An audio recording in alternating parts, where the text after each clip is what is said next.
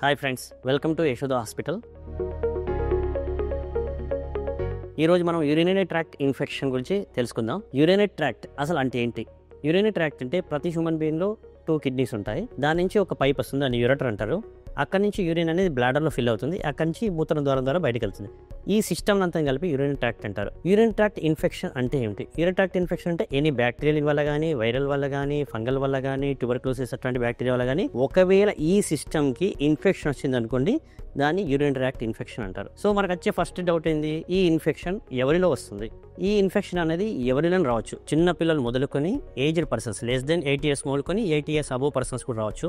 మగవాళ్ళలో రావచ్చు, ఆడవాళ్ళలో రావచ్చు. నెక్స్ట్ ప్రశ్న మనకేముంటుంది, ఇది ఎందుకు వస్తుంది? ఇది ఎందుకు వస్తుంది అని అంటే, ఒకటి ఏజ్ ప్రకారం తీసుకున్నాం అనుకోండి, యంగ్ ఏజ్లో పుట్టినప్పుడు కానీ, తర్వాత ఫస్ట్ 1 to 2 yearsలో కానీ, బై బర్త్ కంజెనిటల్ ఏమైనా ప్రాబ్లమ్స్ ఉన్న వాళ్ళు కానీ, and most common problems skin టైట్గా ఉంటుంది కొందరు, ఫైమోసిస్ మనం అంతకుముందు వీడియోలో చెప్పుకున్నాం, అలా ఉండడం వల్ల కానీ యూరిన్ ట్రాక్ట్ ఇన్ఫెక్షన్స్ ఎక్కువ రావచ్చు. రెండవది మిడిల్ ఏజ్ గ్రూప్లో మగవాళ్ళలో ఆడవాళ్ళ కానీ ఎవరైతే మోర్ సెక్సువల్లీ యాక్టివ్గా ఉంటారో సెక్సువల్ ట్రాన్స్మిటర్ ద్వారా కూడా యూరిన్ ట్రాక్ట్ ఇన్ఫెక్షన్స్ రావచ్చు. ఆ తర్వాత ఇంకా ఏజ్ పెరిగిన తర్వాత షుగర్ రావడం వల్ల కానీ, ప్రోస్టేట్ ప్రాబ్లం వల్ల కానీ, స్టోన్ ప్రాబ్లం వల్ల కానీ ఈ యూరిన్ ట్రాక్ట్ ఇన్ఫెక్షన్స్ పెరిగే అవకాశం ఉంటుంది.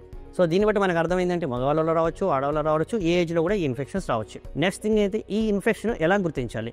అయితే యూరిన్ ట్రాక్ట్ ఇన్ఫెక్షన్ వచ్చినప్పుడు మనకు కొన్ని సిమ్టమ్స్ వస్తాయి. నార్మల్గా బ్లాడర్ యొక్క ఫంక్షన్ స్టోరేజ్, వాయిడింగ్. సో ఈ స్టోరేజ్ సిమ్టమ్స్ కానీ, వాయిడింగ్ సిమ్టమ్స్ కానీ డెవలప్ కావచ్చు. లైక్ యూరిన్ ఫ్రీక్వెంట్గా రావడం, యూరిన్ సరిగా రాకపోవడం, యూరిన్లో మంట రావడం, యూరిన్లో బ్లడ్ రావడం, స్మెల్ రావడం, పస్ రావడం, కొన్నిసార్లు బ్యాక్ సైడ్ పెయిన్, అట్లాంటి ఈ సిమ్టమ్స్ ఉండొచ్చు. ఇలా సిమ్టమ్స్ ఉన్న వాళ్ళకి యూరిన్ ట్రాక్ట్ ఇన్ఫెక్షన్ ఉందని గుర్తించాలి.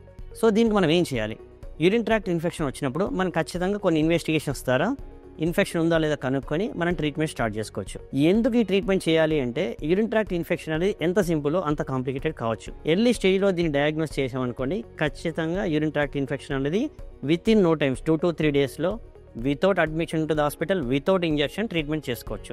ఒకవేళ పర్సన్స్కి షుగర్ ఉండి, స్టోన్ ఉండి, ఇంకా అదర్ ప్రాబ్లమ్స్ ఉండి ఈ ఇన్ఫెక్షన్ మనం నెగ్లెక్ట్ చేసినట్లయితే ఈ ఇన్ఫెక్షన్ బ్లాడర్ నుంచి కిడ్నీకి స్ప్రెడ్ అయిపోయి బాడీలో స్ప్రెడ్ అయి సెప్సిస్ అనే ఒక కండిషన్ డెవలప్ కావచ్చు.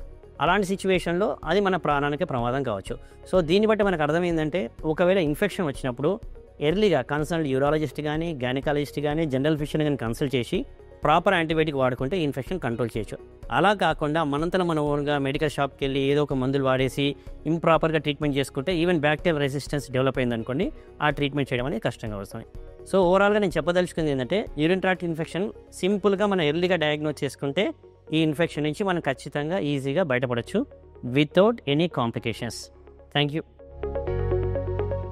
Like, comment, and subscribe for more health updates.